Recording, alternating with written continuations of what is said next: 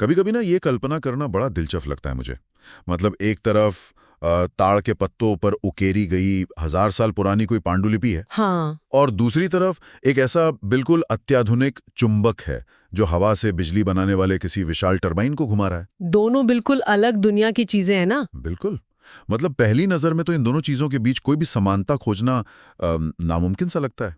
एक एकदम सुदूर अतीत की बात कर रहा है और दूसरा सीधे भविष्य की। सही कहा। लेकिन जब हम अलग अलग लगने वाली खबरों को ना एक साथ रखकर देखते हैं तो तस्वीर कुछ और ही कहानी बयां करती है।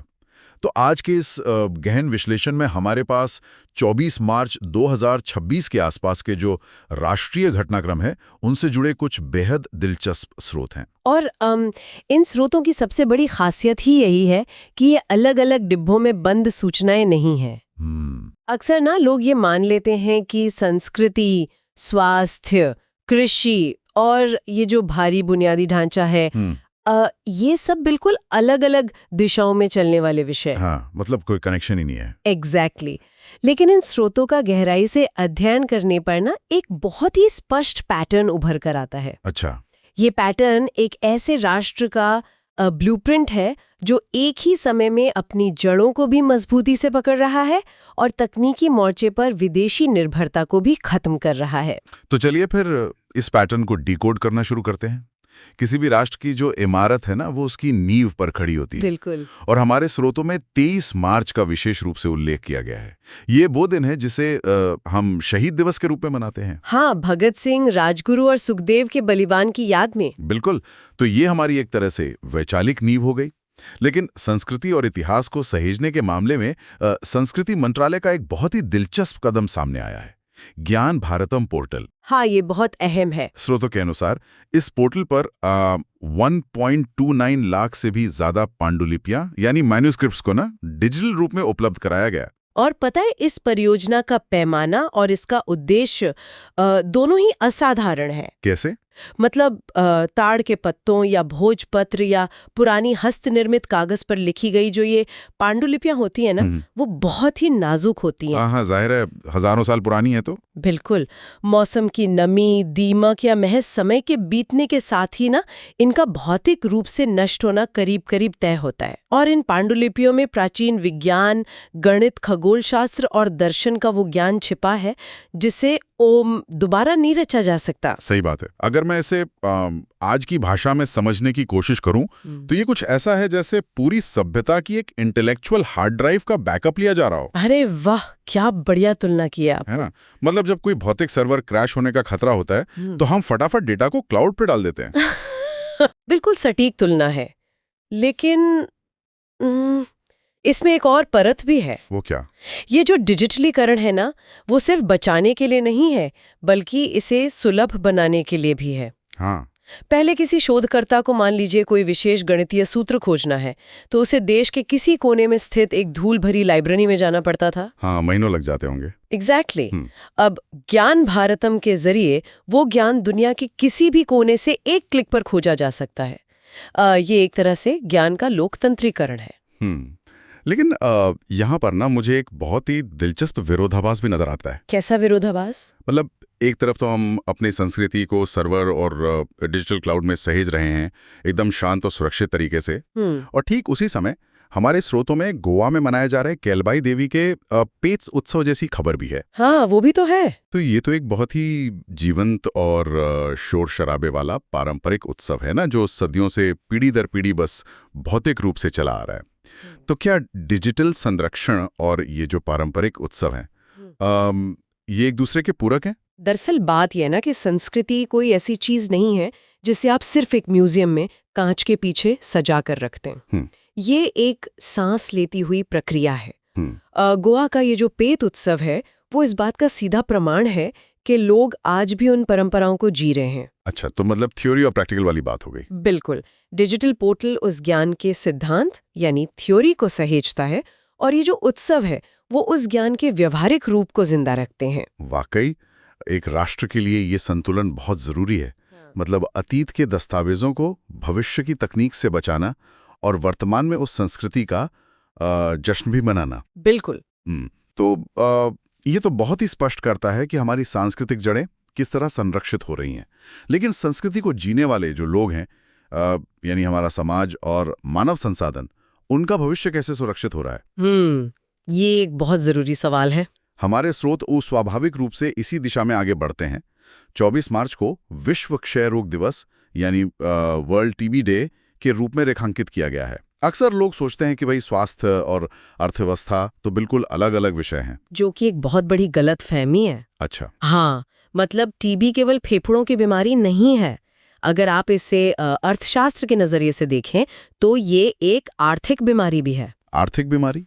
वो कैसे? ये समझना बहुत जरूरी है कि टीबी मुख्य रूप से किस आयु वर्ग को प्रभावित करती है। ये देश की कार्यशील आबादी यानी जो वर्किंग एज पॉपुलेशन है ना, उसको अपना शिकार बनाती है। ओह अच्छा। हाँ, वो काम पर तो जा नहीं पाएगा। बिल्कुल, जिससे पूरा का पूरा परिवार गरीबी के दुष्चक्र में फंस सकता है। यानी जनस्वास्थ्य पर ध्यान दिए बिना किसी भी आर्थिक सुपर पावर बनने का सपना देखना तो बिल्कुल बेमानी है। 100%। जब तक आपका मानव संसाधन शारीरिक रूप से सक्षम नहीं होगा, तब तक कोई भी औद्योगिक या तकनीकी विकास जमीन पर नहीं उतर सकता। और मानव संसाधन को सक्षम बनाने की इसी कड़ी में ना स्रोतों में एक और बहुत अहम घटनाक्रम है। हाँ, अग्निवीरों वाला, राइट? बिल्कुल। सेवानिवृत्त होने वाले अग्निवीरों की शैक्षिक योग्यता बढ़ाने के लिए सरकार द्वारा NIOS यानी राष्ट्रीय मुक्त विद्यालय शिक्षा संस्थान और IGNO के साथ किया गया एक समझौता। ये समझौता इस बात का बेहतरीन उदाहरण है कि कैसे वर्कफोर्स को अर्थव्यवस्था के अलग अलग हिस्सों के लिए तैयार किया जाता है। पता है, इसे समझने के लिए मुझे ना एक ट्रांसलेशन टूल या अनुवादक की एनोलॉजी याद आ रही है। वो कैसे? मतलब जो युवा अग्निवीर के रूप में सेना में सेवा दे रहे हैं, उनके पास बेमिसाल अनुशासन होता है, नेतृत्व क्षमता होती है और क्राइसिस मैनेजमेंट के कौशल आ जाते हैं। ये तो है। तो ये सैन्य कौशल उनकी एक तरह से मूल भाषा है। लेकिन जब वे नागरिक जीवन में लौटते हैं तो जो कॉर्पोरेट या आम जॉब मार्केट है ना, वो उस सैन्य भाषा को सीधे तौर पर नहीं समझ पाता। बिल्कुल, उन्हें तो एक फॉर्मल डिग्री चाहिए होती है। एग्जैक्टली। उन्हें एक औपचारिक डिग्री या सर्टिफिकेट चाहिए होता है। तो NIOS और IGNO का ये समझौता उसी ट्रांसलेशन टूल का काम कर रहा है। अरे वाह, ये एनोलॉजी इसके तंत्र को बहुत अच्छी तरह से समझाती है ना? ये उनके सैन्य अनुभव का अनुवाद एक ऐसी औपचारिक शैक्षिक योग्यता में कर रहा है जिसे बाजार तुरंत पहचान ले और उन्हें काम पर रख ले। बिल्कुल, मतलब ये सिर्फ युवाओं को कोई सर्टिफिकेट बांटने की योजना नहीं है। ये कुशल, अनुशासित और अब औपचारिक रूप से शिक्षित कार्यबल को अर्थव्यवस्था की मुख्य धारा में इंजेक्ट करने की रणनीति है। सही बात है। स्वास्थ्य और शिक्षा, ये दोनों मिलकर उस मानव संसाधन को तैयार कर रहे हैं जिसकी जरूरत किसी भी उभरती हुई अर्थव्यवस्था को होती है। तो अब यहाँ से कहानी एक कदम और आगे बढ़ती है। हाँ। जब मानव संसाधन स्वस्थ है और उसे सही ट्रेनिंग मिल गई है, तो अगली जरूरत होती है उन साधनों और तकनीकों की जिन पर वे काम कर सकें। और सबसे जरूरी बात, वो साधन जिनके लिए हमें दूसरे देशों का मोहताज ना रहना पड़े, यानी आत्मनिर्भरता। ठीक कहा। और हमारे स्रोतों में दो ऐसी तकनीकों का जिक्र है जो पहली नजर में बिल्कुल अलग लगती हैं, लेकिन उनका लक्ष्य एक ही है। हाँ, मैं देख रही हूँ। पहला है कृषि क्षेत्र में नैनो यूरिया, जिसके उत्पादन में हाल ही में 40% की भारी वृद्धि दर्ज की गई है। और दूसरा है एक विशेष खनिज आधारित मैग्नेट NDFEB यानी नियोडीमियम आयरन बोरॉन मैग्नेट के घरेलू उत्पादन की शुरुआत। ये दोनों ही उदाहरण तकनीकी आत्मनिर्भरता के तंत्र को ना बहुत गहराई से समझाते हैं। तो सबसे पहले नैनो यूरिया को डिकोड करते हैं। आमतौर पर खेती में यूरिया की वो 50-50 किलो की भारी बोरियां खेतों में डाली जाती हैं। सबने देखी हैं। तो ये कल्पना करना थोड़ा मुश्किल है कि एक छोटी सी बॉटल उस पूरी बोरी की जगह कैसे ले सकती है। ये काम कैसे करता है? इसका जवाब ना इसके नाम में ही छिपा है, नैनो तकनीक। 1 नैनोमीटर 1 मीटर का 1 अरबवां हिस्सा होता है। बाबरे, इतना छोटा? हाँ, तो जब यूरिया के कणों को इतने सूक्ष्म आकार में तोड़ दिया जाता है तो उनका सरफेस एरिया यानी सतह का क्षेत्रफल बहुत ज्यादा बढ़ जाता है। अच्छा। पारंपरिक यूरिया को मिट्टी में डाला जाता है, जहां उसका एक बड़ा हिस्सा पानी के साथ बहकर जमीन के नीचे चला जाता है। हाँ, जिससे मिट्टी भी खराब होती है और भूजल भी प्रदूषित होता है। एग्जैक्टली। लेकिन नैनो यूरिया को सीधे पौधों की पत्तियों पर स्प्रे किया जाता है। तो मतलब पत्तियां उसे सीधे सोख लेती हैं? बिल्कुल, पत्तियों पर मौजूद जो सूक्ष्म छिद्र होते हैं, जिन्हें स्टोमेटा कहते हैं, और वो इन नैनो कणों को तुरंत ग्रहण कर लेते हैं। इसलिए बहुत कम मात्रा में भी ये कहीं ज्यादा असरदार होता है। और 40% उत्पादन वृद्धि का मतलब है कि बड़े पैमाने पर इस तकनीक को अपनाया जा रहा है। हाँ, जिससे फर्टिलाइजर के आयात बिल में कमी आ रही है और मिट्टी की सेहत भी बच रही है। क्या बात है। ये तो हुई जमीन और खेती की बात, लेकिन जो दूसरा नाम स्रोतों में है ना, NDFB magnet, neodymium iron boron, ये नाम सुनने में किसी साइंस फिक्शन फिल्म के उस गैजेट जैसा लगता है जिसके पीछे पूरी फिल्म में विलन और हीरो लड़ते रहते हैं। हाँ, थोड़ा भारी भरकम नाम है। एक आम चुंबक तो हम सभी ने देखा है, तो इस विशेष मैग्नेट का घरेलू उत्पादन शुरू होना इतनी बड़ी खबर क्यों है? क्योंकि ये आधुनिक दुनिया को चलाने वाली असली मोटर है। असली मोटर? हाँ, NDFB मैग्नेट्स ना रेयर अर्थ खनिजों से बनते हैं। ये दुनिया के सबसे शक्तिशाली स्थायी चुंबक होते हैं। अच्छा। सवाल ये है कि इनकी जरूरत क्यों है। मान लीजिए किसी को एक इलेक्ट्रिक वाहन यानी EV बनाना है, या हवा से बिजली बनाने वाला कोई बड़ा विंड टरबाइन लगाना है। उन्हें एक मोटर को घुमाने के लिए बहुत शक्तिशाली चुंबकीय क्षेत्र की जरूरत होगी। तो क्या हम जो सामान्य लोहे वाला चुंबक होता है जी, उससे वो मोटर नहीं घुमा सकते? घुमा सकते हैं, बिल्कुल घुमा सकते हैं। लेकिन एक इलेक्ट्रिक कार की मोटर को चलाने के लिए सामान्य चुंबक इतना बड़ा और भारी लगाना पड़ेगा कि उस कार का वजन ही कई गुना बढ़ जाएगा। ओ, मतलब कार चलने से ज्यादा अपनी ही बैटरी को ढोने में खत्म हो जाएगी। एग्जैक्टली। नियोडीमियम मैग्नेट आकार में बहुत छोटे होते हैं, लेकिन उनका पावर टू वेट रेशियो अविश्वसनीय रूप से अधिक होता है। वे एक बहुत छोटी सी जगह में विशाल ऊर्जा पैदा करते हैं। अच्छा। इसका मतलब है कि हमारे स्मार्टफोन के जो छोटे स्पीकर होते हैं, वहां से लेके इलेक्ट्रिक गाड़ियों तक सब कुछ इसी पर निर्भर है। और उससे भी अहम चीज है हमारे आधुनिक रक्षा उपकरण। डिफेंस में भी। बिल्कुल। मिसाइल गाइडेंस सिस्टम से लेकर रडार तक, सब में। अब तक इन मैग्नेट्स और रेयर अर्थ खनिजों के लिए पूरी दुनिया केवल 1 या 2 देशों के आयात पर निर्भर रही है। हाँ, चीन का नाम काफी आता है इसमें। हाँ, ये एक तरह का एकाधिकार था। भारत में इसका घरेलू उत्पादन शुरू होने का सीधा मतलब ये है कि हम भविष्य की तकनीक की सप्लाई चेन में अपनी स्ट्रेटेजिक ऑटोनॉमी यानी रणनीतिक स्वायत्तता हासिल कर रहे हैं। कमाल है। तो कृषि के मोर्चे पर नैनो यूरिया जमीन को सुरक्षित करते हुए आयात कम कर रहा है, और तकनीकी मोर्चे पर नियोडीमियम मैग्नेट भविष्य के उद्योगों को विदेशी निर्भरता से मुक्त कर रहे हैं। बिल्कुल। और यही वो बिंदु है जहां ये सारी खबरें ना आपस में जुड़कर एक राष्ट्र के समग्र विकास का चित्र बनाती हैं। लेकिन इस तेजी से बढ़ते विकास के साथ ना एक बहुत बड़ी चुनौती भी जुड़ी हुई है। कैसी चुनौती? देखिए, जब कारखाने मैग्नेट बनाएंगे, खेती का उत्पादन बढ़ेगा, तो माल को एक जगह से दूसरी जगह ले जाने के लिए भारी बुनियादी ढांचा यानी इंफ्रास्ट्रक्चर की जरूरत तो होगी। हाँ, वो तो है। और यहीं पर हमारे स्रोत एक बहुत ही जटिल विरोधाभास की तरफ इशारा करते हैं। आप किस विरोधाभास की बात कर रहे हैं? पर्यावरण बनाम विकास। अच्छा। देखिए, स्रोतों में बताया गया है कि 24 मार्च 2026 को शेयर बाजार में राजमार्ग इंफ्रास्ट्रक्चर इन्वेस्टमेंट ट्रस्ट यानी RIT की लिस्टिंग हुई है। हाँ। साथ ही भूटान के साथ रेलवे कनेक्टिविटी बढ़ाने का एक बड़ा समझौता भी हुआ है। अब ये सब भारी निर्माण है। बिल्कुल है। लेकिन ठीक उसी समय नई दिल्ली में प्रकृति 2026 सम्मेलन आयोजित हो रहा है, और सरकार गुजरात और उड़ीसा में ग्रीन हाइड्रोजन हब बनाने की घोषणा कर रही है। तो कहने में ये जो बैलेंसिंग एक्ट है ना, वो बहुत अच्छा लगता है, लेकिन जमीनी हकीकत तो यही है कि जब एक नया हाईवे या रेलवे ट्रैक बिछाया जाता है तो जंगल कटते ही हैं। ये बात तो सच है। सिर्फ प्रकृति 2026 जैसे सम्मेलनों में बातें करने से तो पेड़ वापस नहीं आते ना। क्या ये नीतियां आपस में नहीं टकरा रही हैं? ये एक बहुत ही जायज और मैं कहूंगी तीखा सवाल है। सतही तौर पे देखने पर ना ये थोड़ा पाखंड लग सकता है। बिल्कुल लगता है।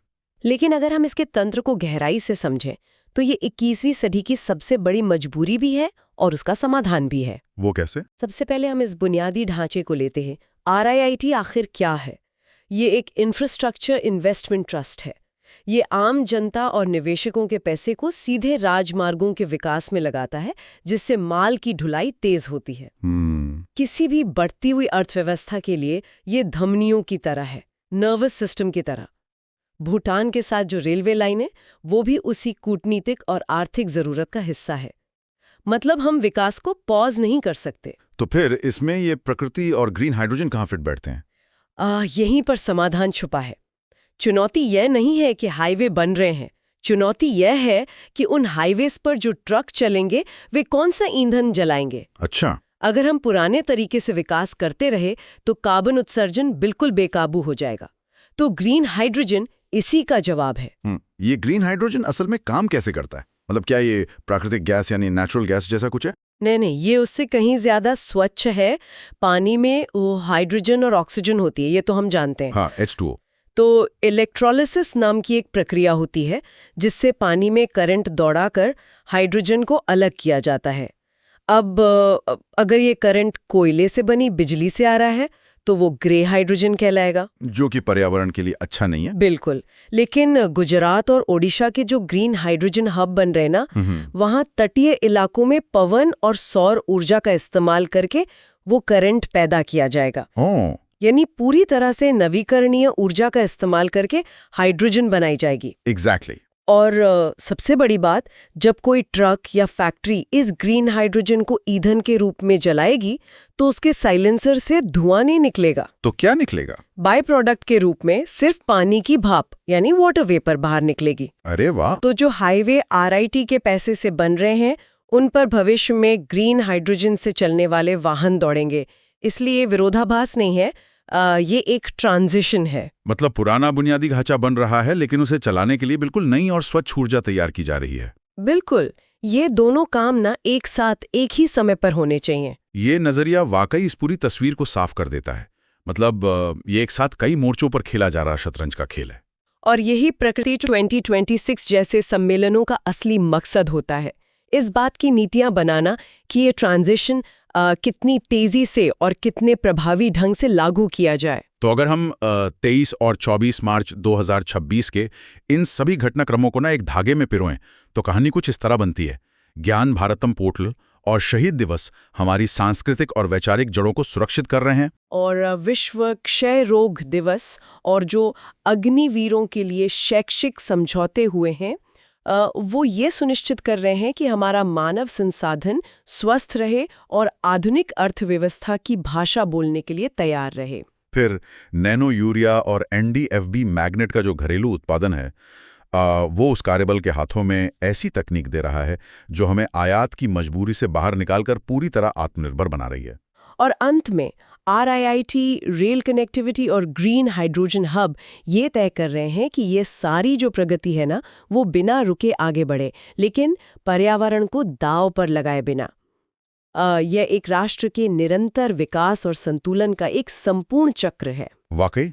और इस सारे विश्लेषण के बाद एक विचार जहन में आता है जिसे आज के इस अंक के अंत में न सुनने वालों के लिए छोड़ना काफी प्रासंगिक होगा। बताइए। आज हम ज्ञान भारतम पोर्टल पर 1.29 लाख पुरानी पांडुलिपियों को बहुत जतन से सहेज रहे हैं क्योंकि वे हमारे अतीत का अमूल्य दस्तावेज हैं। बिल्कुल। हम उन्हें इसलिए डिजिटाइज कर रहे हैं ताकि आने वाली पीढ़ियां जान सकें कि हमारे पूर्वज गणित या खगोल विज्ञान में क्या सोचते थे। ये तो इतिहास को भविष्य के लिए सुरक्षित करना हुआ। एग्जैक्टली।